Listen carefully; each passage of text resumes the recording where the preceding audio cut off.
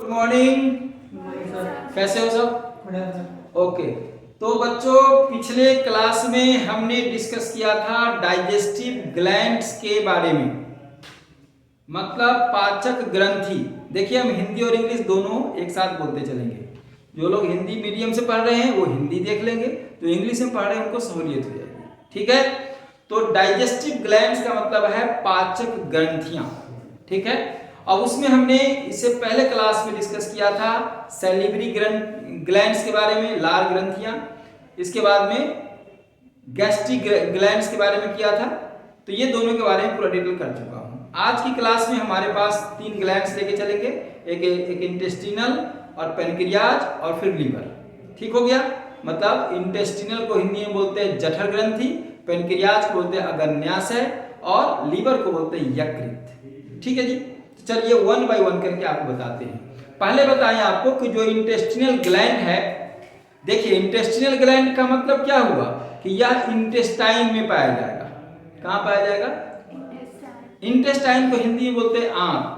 अब आंत दो है हमारे पास, बड़ी आंत और छोटी आंत, लार्ज इंटेस्टाइन, स्मॉल इंटेस्टाइन।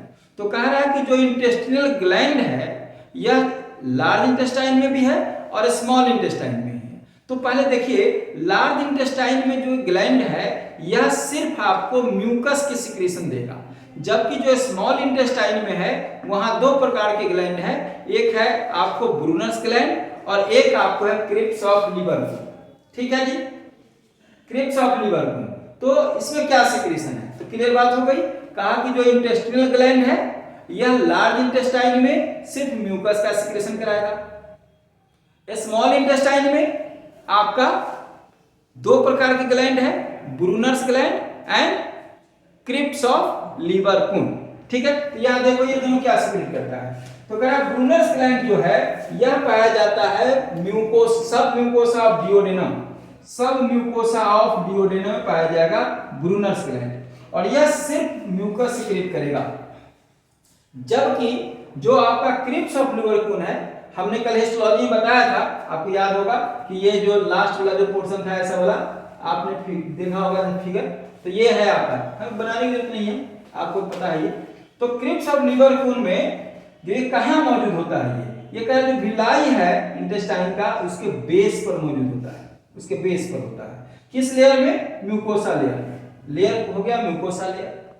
अब कह रहा है कि ये असल में जो इंटेस्टिनल जूस है जिसको हम सक्कस इंटेरिकस कहते हैं, असल में सक्कस इंटेरिकस जठर जूस नहीं, जठर नहीं, क्या बोलेंगे उसको? हाँ, जठर जूस बोलेंगे उसको, जठर रस सक्कस इंटेरिकस वह सिक्रीट करेगा आपको क्रिप्स ऑफ लिबर कुंड से। तो जो इंटेस्टिनल ग्लैंड मुख्य रूप से हुआ वो क्रिप्स ऑफ लिबर कुंड हुआ, और जो सिक्रीशन हुआ वो सक्कस इंटेरिकस हुआ। यहाँ बड़ी इंपॉर्टेंट बात यह है कि इसका जो पीएच है वो स्लाइटली अल्कलाइन है। इसका पीएच क्या है? स्लाइटली अल्कलाइन है, 7.4 इसका पीएच है। अब कह रहा है कि ये जो इंटेस्टिनल ग्लैंड है इसका रेगुलेशन कैसे होगा? रेगुलेशन देखो, रेगुलेशन का मतलब है कि कब सिक्रीट करेगा और कब जाकर के रुक जाएगा।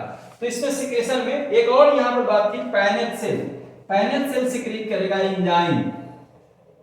पैनेट सेल क्या सिक्रीट करेगा? एंजाइम करेगा स्मॉल इंटेस्टाइन के केस में। रेगुलेशन के लिए कह रहा है कि ये रेगुलेट करेगा पैरासिम्पैथेटिक नर्वस सिस्टम के द्वारा। किसके द्वारा? पैरासिम्पैथेटिक नर्वस सिस्टम इसको कंट्रोल करेगा। दूसरा, कुछ हार्मोन है जो जानना आपके लिए बेहद जरूरी है। पहला है इंटेरोकाइनिन, ये कहां का पार्ट है? ये सक्कस इंटेरिकस सिक्रीट कराने में हेल्प करेगा। ड्यूओक्राइनिन म्यूकस और ब्रूनस ग्लैंड में हेल्प करेगा। मोलिन ये पेरिस्टाल्सिस, मतलब आगे जो मूवमेंट करता है इसको पेरिस्टाल्सिस बोलते हैं, peristalsis of small intestine. Last में विलिकाइनिन जो विलाई के द्वारा एब्जॉर्प्शन का रेट है उसमें ये मदद करेगा, और लास्ट में मूवमेंट ऑफ विलाई पर करेगा। ठीक है बच्चों? तो इतना पहले नोट करो, फिर इसके बाद में हम बात करते हैं और आगे। ठीक है? तो अब जो सेकेंड हमारा ग्लैंड है वो है पेनक्रियाज। सेकेंड ग्लैंड जो कि एक हेट्रोक्राइन ग्लैंड है, कंपाउंड ग्लैंड है, जिसको हम बोलते हैं पेनक्रियाज। पेनक्रियाज को हिंदी में अग्न्याशय बोलते हैं। अब समझिएगा जरा, ये पाया कहाँ जाता है? ये पाया जाता है जैसे डिओडेनम है ये, तो डिओडेनम का जो लिम्स है उसके बीच में पाया जाता है, समझे? ये डिओडेनम का लिम्स हो गया, समझो इसको ऐसे। तो इसमें ये पाया जाता है, इधर लीवर है और लीवर से आएगा एक पाइप यहाँ आएगा और यहाँ है ये आपका इंटेस्टाइन, समझ पा रहे हैं? तो ये हम पेनक्रियाज यहाँ है और ये लीवर है, ठीक है? ये दोनों ही ऐसे ग्लैंड है जो एलिमेंट्री कैनाल के बाहर है। अभी तक सलाइवरी, गैस्ट्रिक आपने देखा, समझे? इंटेस्टिनल, ये तीनों ग्लैंड एलिमेंट्री कैनाल के वॉल से निकला, वॉल में पाया गया। लेकिन यह जो दोनों ग्लैंड है पेनक्रियाज और लीवर, यह इसके बाहर में है। तो पहले समझिए कि कहां सिचुएटेड है ये? Outside the alimentary canal. अब आउटसाइड द एलिमेंट्री कैनाल है तो उसका सिक्रेशन आना तो एलिमेंट्री कैनाल में ही है, कैसे आएगा, है ना?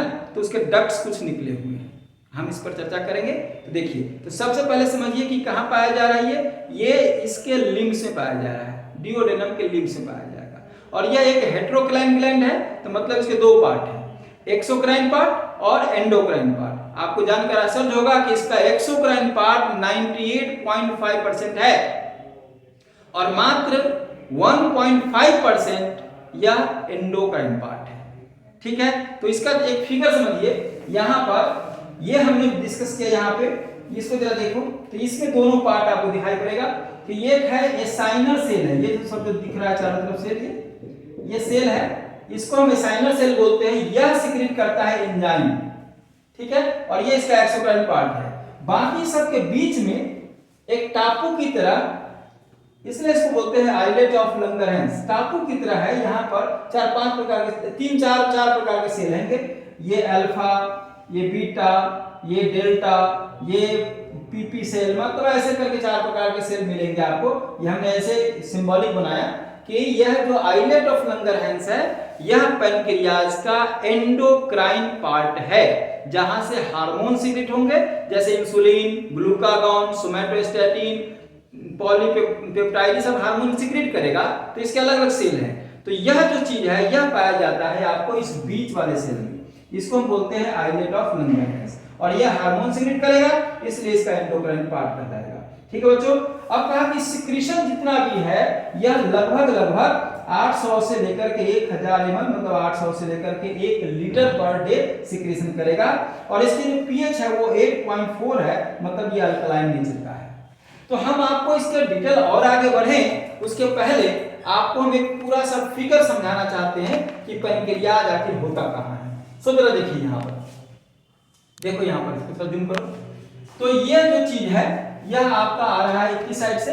ये स्टमक साइड से आ रहा है, यहीं से चलते हैं, स्टमक से आ रहा है और ये आपको आगे बढ़ेगा, ठीक है? तो स्टमक से आया, इसको हम बोलते हैं duodenum, this part is called duodenum. हमने ये पार्ट है, ये डिओडेनम है, डिओडेनम, ठीक है?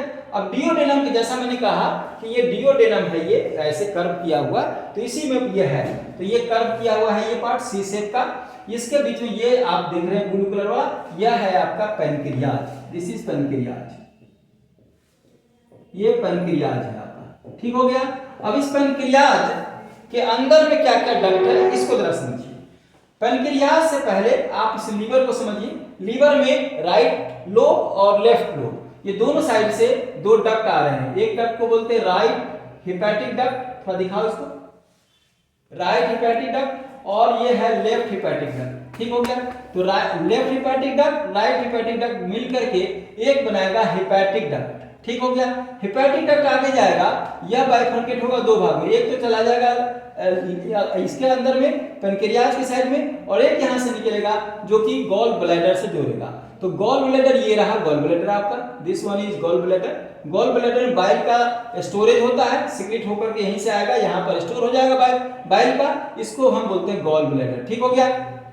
ज्यादा कचर पतर नहीं करेंगे इसको, ठीक है? ये गॉल ब्लैडर है। अब यहां से जो गॉल ब्लैडर का जो बाइल है वह भी आपको इसी डिओडेनम में आना है, समझेंगे बात को? ये बाइल जो है यहां से सिक्रीट होकर कहां जाएगा? डिओडेनम में जाएगा, एलिमेंट्री कैनाल में आएगा, क्योंकि उसको फूड को पचाना है। ये बाइल कोई यहाँ सुंदरता के लिए देखने के लिए नहीं है, यहां से आकर के और इसके थ्रू आकर के यहाँ आएगा। तो कहा कि जिस डक्ट के थ्रू आपको ये जो हेपेटिक डक्ट से जुड़ा हुआ हेपेटिक डक्ट में खुलेगा बाइल का डक्ट, इसको हम सिस्टिक डक्ट बोलते हैं। इसको क्या बोलते हैं? Cystic duct. तो सिस्टिक डक्ट और इधर से हेपेटिक डक्ट, हमने दोनों के लिए लिखा है कि ये है हेपेटिक डक्ट आपका इधर से और ये है सिस्टिक डक्ट, दोनों मिलकर कहलाएगा कॉमन बाइल डक्ट, या इसी को बोलते हैं डक्टस फ्लोडेकस। ठीक है, तो ये हो गया आपका कॉमन बाइल डक्ट। यही कॉमन बाइल डक्ट ओपन होगा आपका मेन पैनक्रियाटिक डक्ट में। मेन पैनक्रियाज का जो डक्ट है इसको हम बोलते हैं मेन पैनक्रियाट का जो डक्ट है यहां से लेकर के यहां तक, इसको बोलते हैं डक्ट ऑफ विल्सन। पैनक्रियाज का जो मेन डक्ट है उसको क्या बोलते हैं? Duct of Wilson, main pancreatic duct. यह भी डायरेक्ट क्वेश्चन आता है। तो इसमें ओपन हुआ ये आपका कॉमन बाइल डक्ट। ठीक हो गया। अब कॉमन बाइल डक्ट इधर से आया और आपका मेन पैनक्रियाटिक डक्ट इधर से गया, तो यह जो पॉइंट बना इसको बोलते हैं हेपेटोपैनक्रियाटिक डक्ट। हेपेटोपैनक्रियाटिक डक्ट क्लियर हो गया? हेपेटोपैनक्रियाटिक डक्ट एक फुल करके थोड़ा सा स्वेलिंग पार्ट है, तो जो स्वेलिंग पार्ट है इसको बोलते हैं एम्पुला वेटर। क्या बोलेंगे इसको? Ampulla waiter. और ये जिस पॉइंट से डियोडेनम में खुलेगा इसको बोलेंगे एस्फिंक्टर ऑफ ओडी। तो कई टर्मिनोलॉजी यहां बढ़ गया, sphincter of Oddi, ampulla Vater, hepatopancreatic duct, और इसके आगे अब यह है आपका मेन डक्ट, इसको हम बोलते हैं डक्ट ऑफ विल्सन। ठीक हो गया। अब कह रहा है कि एक डक्ट ऐसा भी पैनक्रियाज के अंदर में है जो इसके थ्रू नहीं ओपन होता, ये डायरेक्ट यहां से सीधा डायरेक्ट खुल जाएगा आपको डियोडेनम में। इसको हम एक्सेसरी डक्ट ऑफ सेंटोरनी बोलते हैं और इसी को एक्सेसरी डक्ट है ये क्या है? Directly open to duodenum. Clear बात हो गया? तो ये पैनक्रियाज की एनाटॉमी हो गई। ठीक हो गया, सारा चीज क्लियर कर दिया हमने पैनक्रियाज की एनाटॉमी। तो अब पैनक्रियाज की एनाटॉमी करने के बाद इसी को कट करेंगे तो ये सेल इधर मिलता था, ये सेल मिला। अब इसमें हमने कहा कि दो पार्ट है, एक्सोक्राइन पार्ट और एंडोक्राइन पार्ट। तो एक्सोक्राइन पार्ट, चलिए जरा सा पीछे करिए इसको, तो देखो इसको, जो एक्सोक्राइन पार्ट है देखो ये एंजाइम सिक्रेटिंग पार्ट है। एक्सोक्राइन पार्ट क्या करेगा? एंजाइम सेक्रेट करेगा। तो कह रहा है कि एंजाइम हमारा पाचक एंजाइम है जी। तो हमारा मेन भोजन कितना है? 3 है। एक प्रोटीन पचाएगा, वसा पचाएगा या कार्बोहाइड्रेट पचाएगा, है ना? मतलब protein digestive enzyme, carbohydrate digestive enzyme और लिपिड डाइजेस्टिव एंजाइम। ठीक है, तो प्रोटीन डाइजेस्टिव एंजाइम यहां 3 है, ट्रिप्सिनोजेन, काइमोट्रिप्सिनोजेन और एक है प्रोकार्बोक्सीपेप्टिडेज। क्या क्या नाम हुआ? ट्रिप्सिनोजेन, काइमोट्रिप्सिनोजेन और प्रोकार्बोक्सीपेप्टिडेज। कार्बोहाइड्रेट डाइजेस्टिव एंजाइम में एक ही एंजाइम है, पैनक्रियाटिक अल्फा एमाइलेज। ये हम कल भी डिस्कस कर रहे थे कि टाइलिन में पाया था, यहां भी आपको अल्फा एमाइलेज ही होगा, क्योंकि पैनक्रियाज से निकलता है इसलिए इसको पैनक्रियाटिक अल्फा एमाइलेज बोलते हैं। और लिपिड डाइजेस्टिव एंजाइम में क्या है? स्टेप्सिन बोलते हैं इसको। क्या नाम है इसका? स्टेप्सिन या pancreatic lipase. Yes, pancreatic lipase. तो this is all about your exocrine part of pancreas. अब हम आपको डिस्कस करेंगे पहले कि इसका जो है रेगुलेशन कैसे है, इसके बाद में तब डिस्कस करेंगे हम आपको एंडोक्राइन पार्ट, जिसमें कि अल्फा, बीटा और गामा और डेल्टा प्रकार का सेल है, जिसमें कि इंसुलिन, ग्लूकागोन वगैरह सीक्रेट करेगा। ठीक है, तो अब पहले इसको नोट कर लो भाई, जरा सा स्क्रीनशॉट सब लोग खींच लो इसको अच्छे से। चलो डन। ठीक है, तो ये है आपका एंडोक्राइन पार्ट। एंडोक्राइन का मतलब हुआ कि जो हार्मोन सीक्रेट करेगा। ठीक है, हमने हिंदी के लिए लिख दिया कि अंतःस्रावी भाग है इसका, अग्न्याशय का। असल में जो एंडोक्राइन पार्ट है, अभी हम फिगर बनाए थे आपको, उसको आइलेट ऑफ लंगरहंस बोलते हैं, जिसमें 4 प्रकार के सेल हैं। कितने प्रकार के सेल है? 4 प्रकार के सेल है। कौन कौन? Alpha cell, beta cell, delta cell और पीपी सेल। इसके क्या क्या है? हमने 3 पैरामीटर लिया है कि सिक्रीशन क्या है इसका, क्या सिक्रीट करता है। तो अल्फा सेल सिक्रीट करता है ग्लूकागॉन, बीटा सेल सिक्रीट करता है इंसुलिन और डेल्टा सेल सिक्रीट करता है सोमैटोस्टैटिन और PP cell pancreatic polypeptide secretion करता है। तो पहले हम सिक्रीशन बता दिए। अब कह रहा है कि कितना परसेंट किसका अबंडेंस है, कितने परसेंट कौन से सेल पाए जाते हैं। समझ रहे हो?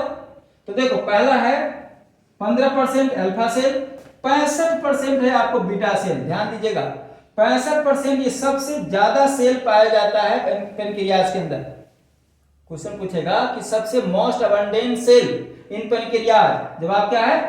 Beta cell. बीटा सेल, ठीक है। और देखो ये 5% है आपका डेल्टा सेल और पीपी सेल 15%।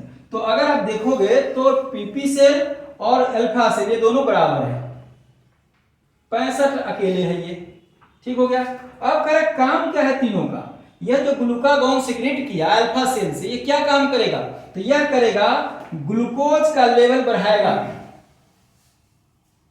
क्या करेगा शिवम? ग्लूकोज लेवल बढ़ाएगा। कैसे बढ़ाएगा? जब ग्लूकोज मॉलिक्यूल टूटेंगे, ग्लूकोज सुक्रोज टूटेगा। हाँ, ग्लूकोज ब्लड के अंदर में कैसे बढ़ेगा? जैसे हम अभी खाना नहीं खा रहे हैं और भूख लग रही है, तो भूख लग रही है तो कहीं ना कहीं सेल को चाहिए ग्लूकोज। तो कह रहा है जो लीवर के अंदर में स्टोर है ग्लाइकोजेन, वह टूटेगा। देखो यहां पर लिखा हुआ है इंक्रीज रेट ऑफ ग्लाइकोजेनोलाइसिस। क्या है भाई साहब?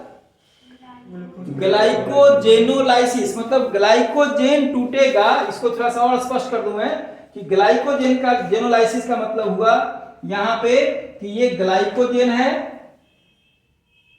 और ये टूट करके बनाएगा ग्लूकोज। ऐसा समझे?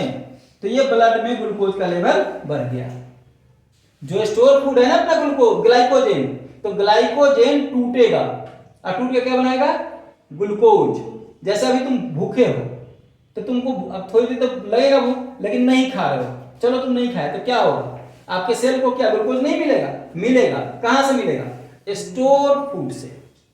इसको बोलते हैं ग्लाइकोजेनोलाइसिस। दूसरा कह रहा है कि अगर आप अदर साइड से लेते हो ग्लूकोज, अदर साइड का मतलब हुआ एक तो कार्बोहाइड्रेट का सोर्स हुआ और दूसरा सोर्स हुआ लिपिड्स। लिपिड के सोर्स से बनेगा, इसको बोलते हैं ग्लूकोनियोजेनेसिस। क्या बोलते हैं इसको? मतलब अदर सोर्स, अदर सोर्स है ना, अदर सोर्स मतलब अदर सोर्स देन कार्बोहाइड्रेट, और यहां से बनेगा ग्लूकोज। तो क्या बनाएगा बोलेंगे इसको? ग्लूकोनियोजेनेसिस। क्लियर बात हुई? तो मतलब पॉइंट क्या है कि ग्लूकागॉन का काम है ग्लूकोज का लेवल आपके ब्लड में बढ़ाना। तो बढ़ेगा कोई चीज कैसे बढ़ेगा? कहीं ना कहीं से आएगा। तो आपको कहां से आएगा? या तो जो तेल घी खा रहे हो उससे भी ग्लूकोज बनता है, उसको बोलते हैं ग्लूकोनियोजेनेसिस, ठीक है। और या तो फिर ग्लाइकोजेन जो स्टोर फूड है वो टूटेगा तो उससे ही बढ़ेगा। तो एक बात हो गया, यहां पर मेन चीज है इंक्रीज लेवल ऑफ ग्लूकोज, ये ध्यान रखना, ठीक है। अब दूसरा बीटा सेल है, इंसुलिन सीक्रेट करता है और ये काम करेगा क्या? डिक्रीज कराएगा ग्लूकोज लेवल को इन ब्लड में। अब डिक्रीज कैसे कराएगा? आप जो खाना खाए क्या बन के गया? ग्लूकोज बना। तो कह रहा है ग्लूकोज बनेगा और ग्लूकोज ब्लड में रह जाए। मान लो ब्लड में ग्लूकोज आपने दिया, खाना पीना जो भी चावल दाल कुछ भी खाया तो पच करके क्या बना? ग्लूकोज बना। ग्लूकोज बना ना, तो ग्लूकोज का लेवल डाउन करना है, मतलब ग्लूकोज को तोड़ना है। क्या करना जी? तोड़ना है। तो ग्लूकोज के तोड़ने की प्रोसेस को बोलते हैं ग्लाइकोलाइसिस। क्या बोलते हैं? तो ग्लाइकोलाइसिस का रेट बढ़ेगा और फिर अगर ज्यादा ग्लूकोज हो गया तो यही ग्लूकोज फिर आपको ग्लाइकोजेन के रूप में स्टोर होगा। तुम ज्यादा पैसा कमाते हो तो क्या करोगे? तुम्हारे घर का जो खर्चा है महीने का, उतना खर्चा निकलने के बाद पैसा को क्या करोगे? स्टोर करोगे बैंक में। तो ज्यादा ग्लूकोज खा रहे हैं खाते ही जा रहे हैं, तो खाते जा रहे हैं तो ग्लूकोज हमारा ज्यादा बन रहा है। तो ग्लूकोज ज्यादा बन रहा है तो एक तो हो गया कंजम्पशन हो गया, और जो ज्यादा सरप्लस ग्लूकोज हो गया वह ग्लूकोज स्टोर होगा फिर से लीवर में, लेकिन ग्लूकोज के रूप में कभी भी स्टोर नहीं होता। ग्लूकोज स्टोर होता है ग्लाइकोजेन के रूप में। तो इसका मतलब हो गया क्या कि ग्लाइकोजेनोजेनेसिस। क्या बोला ये टर्म पकड़ो जरा सा, क्या लिखा हुआ है? ग्लाइकोजेनेसिस मतलब हुआ ग्लाइकोजेन का बनना। यहां लिखता हूं ग्लाइकोजेन कैसे बनेगा? ये देखो यहां पर ग्लूकोज है, ज्यादा ग्लूकोज है, तो ज्यादा ग्लूकोज से क्या बन गया? बोलो ग्लाइकोजेन बन गया। क्या बना? ग्लाइकोजेन। यस, और यही ग्लाइकोजेन, इस प्रोसेस को बोलते हैं ग्लाइकोजेनेसिस। ग्लाइकोजेनेसिस बनने को बोलते हैं। ठीक है, तो ये टूटेगा और ये बनेगा।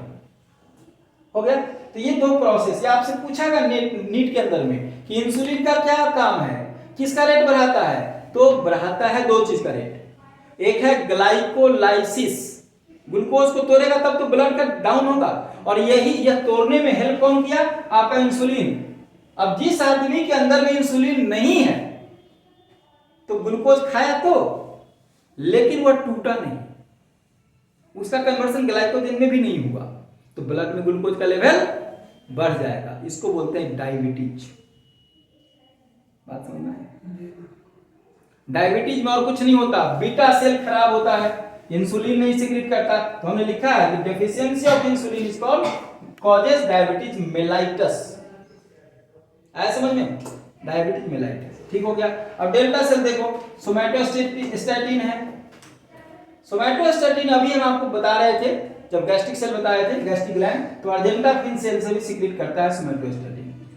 और ये काम है किसका? इसका काम है ग्रोथ इनहिबिटर का, ग्रोथ को रोक देगा। पैनक्रियाटिक हार्मोन को इनहिबिट कर देगा, इनहिबिट द एब्जॉर्प्शन इन कहां? Material in intestine. ये काम है, मतलब ये रोकने वाला है। ठीक हो गया। अब पैनक्रियाटिक है, ये 15% है, यह भी प्रोड्यूस करेगा, पैनक्रियाटिक पॉलीपेप्टाइड का सिक्रीशन करेगा। ठीक हो गया। अब कह रहा है कंट्रोल कैसे होगा इसका? Control of pancreatic secretion. देखो पहला तो है कि पैरासिम्पैथेटिक नर्वस सिस्टम इंक्रीज करेगा सिक्रीशन को। जैसे कोई सेल से अगर घट गया, शरीर को रिक्वायरमेंट है और वो है नहीं, तो उसको बढ़ाएगा आपको पैरासिम्पैथेटिक नर्वस सिस्टम। दूसरा, दो एंजाइम, दो हार्मोन का नाम लिखा हुआ है पैनक्रियोजाइमिन, यह इंड्यूस करेगा पैनक्रियाटिक एंजाइम के सिक्रीशन के लिए। आपको जरूरत है तो ये इंड्यूस करेगा, इंड्यूस पैनक्रियाटिक एंजाइम सिक्रीशन। तीसरा हार्मोन है सिक्रेटिन, ये काम करेगा डक्ट्यूल ऑफ पैनक्रियाज पे काम करेगा, और ये इंक्रीज कराएगा secretion of sodium bicarbonate liver के अंदर और पैनक्रियाज के अंदर, इनहिबिट करेगा secretion of gastric juices. So this is all about your pancreas. यहां मैं साइड होता हूं, आप इसका फोटो खींचो अच्छे से। ठीक है बच्चों, तो जो हमारा लास्ट जो डाइजेस्टिव ग्लैंड है वो है हमारा लीवर। क्या है बच्चों? लीवर। लीवर को हिंदी में बोलते हैं यकृत। आपको थोड़ा सा समझने के लिए बताता हूं। आप देखते होंगे कि चिकन विकन कटा रहता है, तो उसका जो ब्राउन वाला पार्ट है जिसको हम कलेजी बोलते हैं, क्या बोलते हैं? यही है लीवर। ठीक है, तो लीवर को हम जिगर भी बोलते हैं। अजय देवगन का फिल्म नहीं है जिगर, जिगर का टुकड़ा है मेरा, बोलते हैं ना, समझ में आया? मतलब कलेजे का टुकड़ा बोलते हैं, ऐसा ही बोलते हैं, बोलते हैं ना, सब टर्म है। तो कहा लीवर इतना इंपॉर्टेंट क्यों है भाई, जिसकी उपमा दी जाती है कि तू मेरा जिगर है भाई, मेरा जिगर का टुकड़ा है। मतलब कि हमारे बॉडी में लीवर एक बहुत ही ज्यादा इंपॉर्टेंट रोल प्ले करता है, समझे? तो सबसे पहली बात समझिए कि जितने भी ग्लैंड है, दो बातें होती है, ग्लैंड और ऑर्गन। कह रहा कि हमारा डाइजेस्टिव ग्लैंड के अंदर सबसे बड़ा ग्लैंड लीवर है, तो largest digestive gland of the body. पहला पॉइंट हुआ हमारा कि जितना डाइजेस्टिव ग्लैंड आपने पढ़ा अभी, कौन कौन ग्लैंड पढ़ा? सैलिवरी पढ़ा, इंटेस्टिनल पढ़ा, गैस्ट्रिक पढ़ा, पैनक्रियाज पढ़ा, इन सब में सबसे बड़ा ग्लैंड कौन है? लीवर। दूसरा कह रहा है कि जितने इंडोक्राइन ग्लैंड है उसमें सबसे बड़ा है। इंडोक्राइन ग्लैंड कौन कौन है? सुनिए आप, पिट्यूटरी है, एड्रिनल है, थायराइड है, पैराथायरॉयड, बहुत सारा इंडोक्राइन ग्लैंड, वो ग्लैंड है, एंडोक्राइन ग्लैंड। अंतःस्रावी ग्रंथियां जितने भी हैं उन सब में सबसे बड़ा कौन है? लीवर। कह रहा कि चाहे ग्लैंड अंतःस्रावी हो, बहिर्स्रावी हो, एंडोक्राइन हो, एक्सोक्राइन हो, ऑल ग्लैंड्स में सबसे बड़ा ग्लैंड कौन है? Largest among all glands including exocrine, ये है आपका लीवर। तो तीन बातें मैंने बता दिया। कि ग्लैंड एक्सोक्राइन हो एंडोक्राइन हो, सबसे बड़ा ग्लैंड कौन है? लीवर है। पहली बात। अब कहा लीवर भाई साहब कहाँ पाया जाता है, पोजीशन इसका बताइए। तो कह रहा है कि ये अपर राइट साइड में एब्डोमिनल कैविटी, एब्डोमिनल कैविटी है हमारा, और इसके राइट साइड में ऊपर पाया जाता है यहाँ लीवर। ठीक हो गया। डायफ्राम के जस्ट नीचे, डायफ्राम के, ये डायफ्राम है ना, अभी हम बता तो रहे थे आपको, ऐसे फिगर बनता है ऐसे, और इसके यहाँ पर पाया जाता है ना, बता नहीं रहे थे कल, हाँ, तो ऐसे बनता है ये। ठीक हो गया। अब कह रहा है कि वेट कितना है, 1 किलो 200 1200 ग्राम से लेकर के 1500 ग्राम, 1.5 किलो के आसपास लगभग है, इतना मान के चलो। मेल में वो 1 किलो 400 ग्राम से 1 किलो 500 ग्राम, और फीमेल में 1 किलो 1200 ग्राम, मतलब 1 किलो 200 ग्राम, 1200 से लेकर 1400 ग्राम। ठीक हो गया। अब आइए, अब हम आपको स्ट्रक्चर की बात करते हैं। तो स्ट्रक्चर में लीवर में 2 लोब होते हैं, एक राइट लोब और एक लेफ्ट लोब। लीवर में 2 लोब होते हैं, राइट लोब और लेफ्ट लोब। तो राइट लोब में भी 3 पार्ट होते हैं, राइट लोब प्रॉपर, क्वाड्रेट और कॉर्डेट, और ये दोनों मिलकर इसका पोस्टेरियर पार्ट, पीछे का पार्ट बनाता है। ऐसा समझ में, पोस्टेरियर पार्ट कौन बनाता है? लीवर का। जैसे लीवर है ये, तो लीवर का पार्ट ऐसे बनाओगे तो लीवर का पार्ट है ना ये कॉर्डेट और क्वाड्रेट बनेगा, तो ये है आपका पोस्टेरियर पार्ट बनाएगा। अभी हम फिगर ड्रॉ करेंगे तो और क्लियर होगा। ठीक है। अब वो स्ट्रक्चर यहां पर हम डिस्कस कर लेते हैं, फिर हम फिगर पर चलेंगे तो समझ में अच्छे से आएगा। एक है फैल्सीफॉर्म लिगामेंट। क्या बोला जी? फैल्सीफॉर्म लिगामेंट। कहता है right lobe attached with left lobe. तो जैसे राइट लोब है और लेफ्ट लोब, तो यहां पर ये बनेगा, इसको हम बोलेंगे फैल्सीफॉर्म लिगामेंट। ठीक है, जो कि पेरिटोनियम के साथ कंटिन्यू करेगा। दूसरा है ग्लिसन्स कैप्सूल। ग्लिसन्स कैप्सूल क्या है कि लीवर के ऊपर में एक कवरिंग है लूज कनेक्टिव टिश्यू का। किसका भाई? लूज कनेक्टिव टिश्यू का। लूज कनेक्टिव टिश्यू का लीवर के ऊपर में कवरिंग है, जो इन्वेजिनेट होगा, अंदर की तरफ धसेगा, उसको बोलेंगे ट्रेबेकुली। जो अंदर की तरफ धसेगा, इस तरह से धसेगा, इसको क्या बोलेंगे? ट्रेबेकुली। समझ में आया? और ट्रेबेकुली की वजह से लीवर हेक्सागोनल पार्ट में डिवाइड हो जाएगा, उसको बोलेंगे हेपेटिक लोब्यूल्स। क्या बोलेंगे? Hepatic lobules. ये हेक्सागोनल लोब्यूल्स है। तो यहां पर एक लाइन लिखा है कि हेपेटिक लोब्यूल्स क्या है? तो structural and functional unit of liver. Liver का स्ट्रक्चरल फंक्शन क्या है? Hepatic lobules. आइए हम आपको फिगर से समझाते हैं। इसको जो लोग लिखना चाहते हैं जल्दी से लिखो।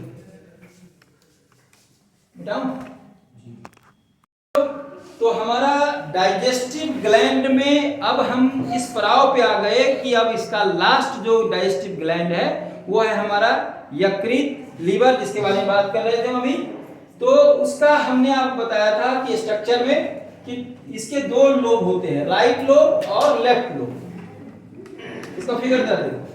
तो राइट लोब और लेफ्ट लोब में ये देखो कि ये है लेफ्ट लोब, इसका ये वाला पोर्शन, और ये राइट लोब है। ये राइट लोब 3 भाग में बटा हुआ है, right lobe proper, quadrate and caudate. ध्यान दीजिएगा। तो कहा कि ये राइट लोब और लेफ्ट लोब को, यह जो जोड़ने वाला कड़ी है, इसको जो जोड़ा जा रहा है ना, इसको अटैच करने वाला है, इसको बोलते हैं हम लोग फैल्सीफॉर्म लिगामेंट।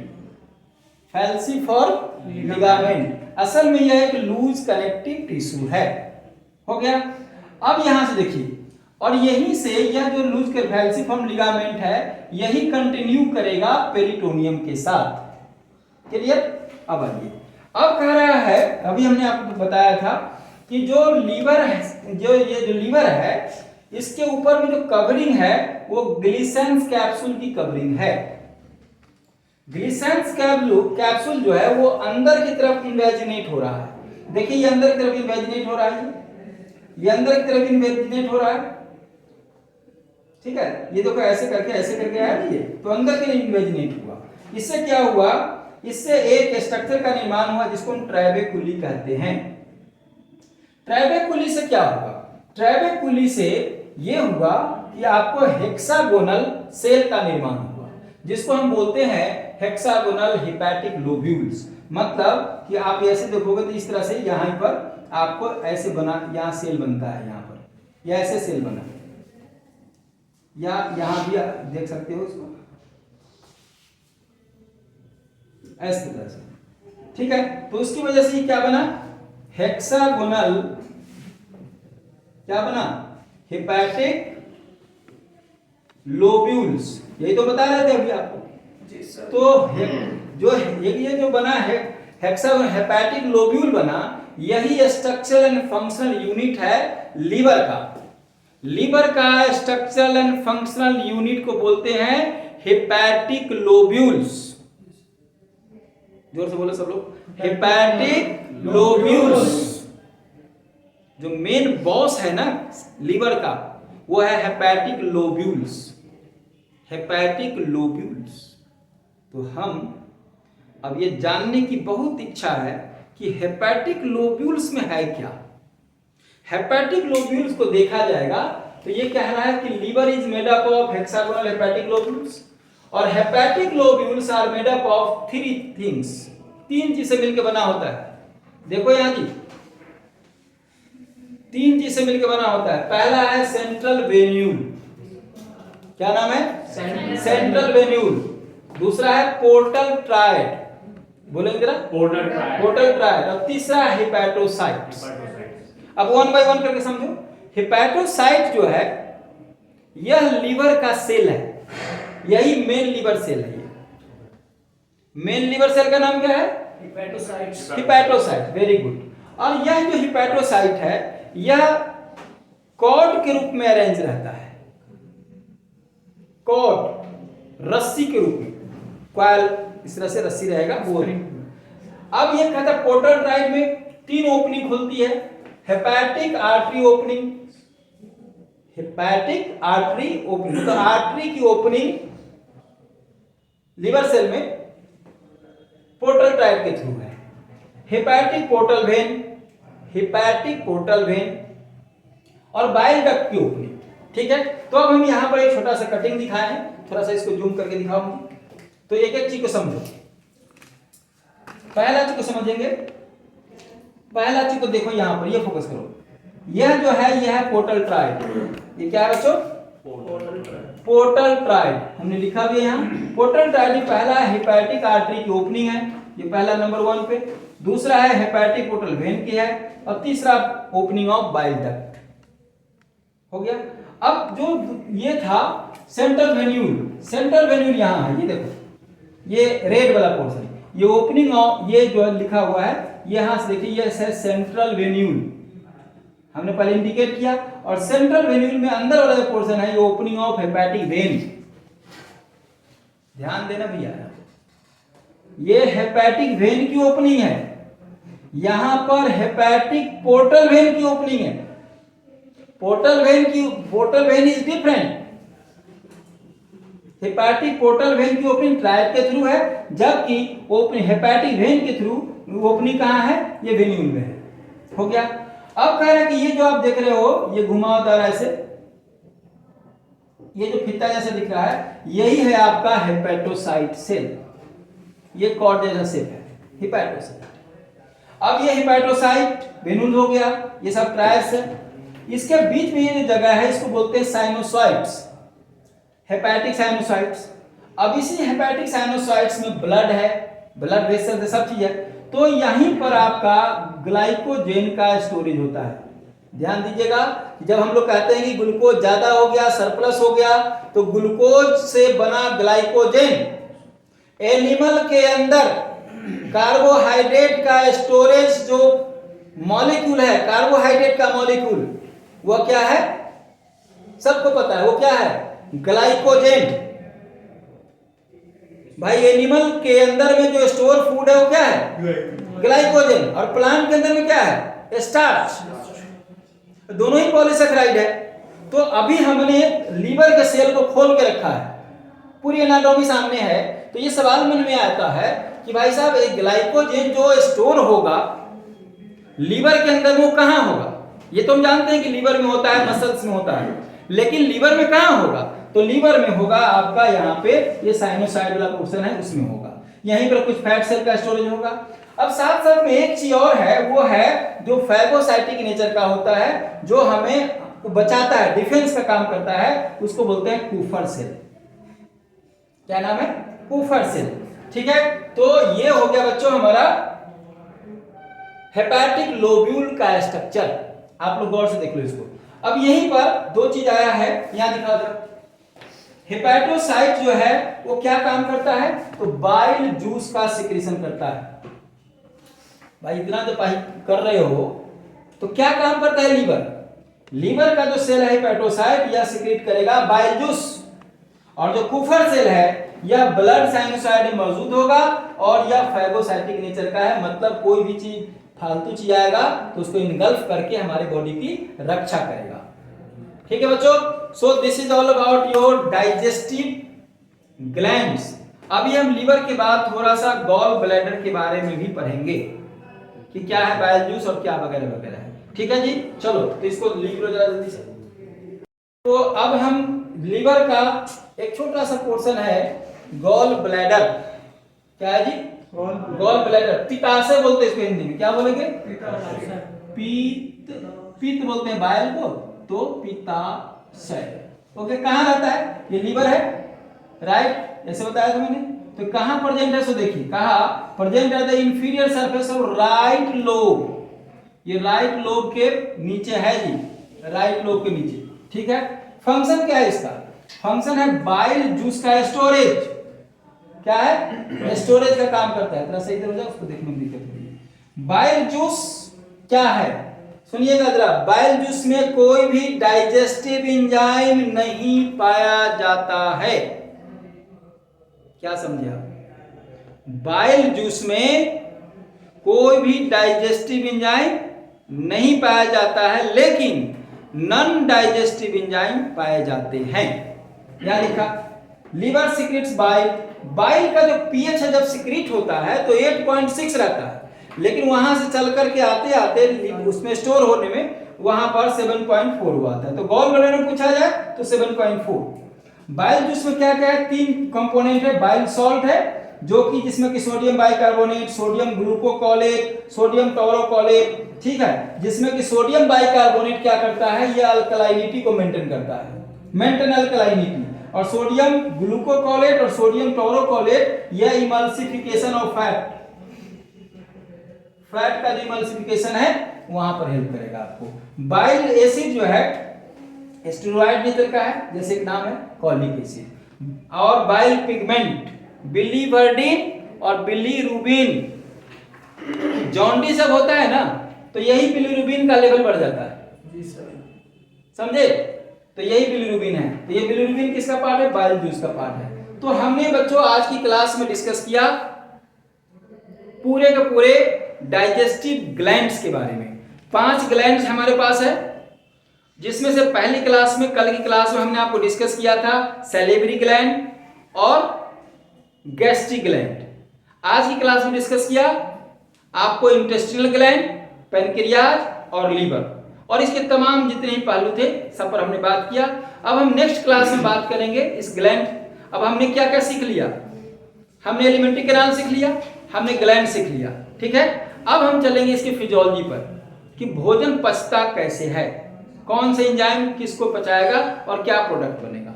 ठीक है बच्चों, तो ओके, थैंक यू बच्चों, थैंक यू।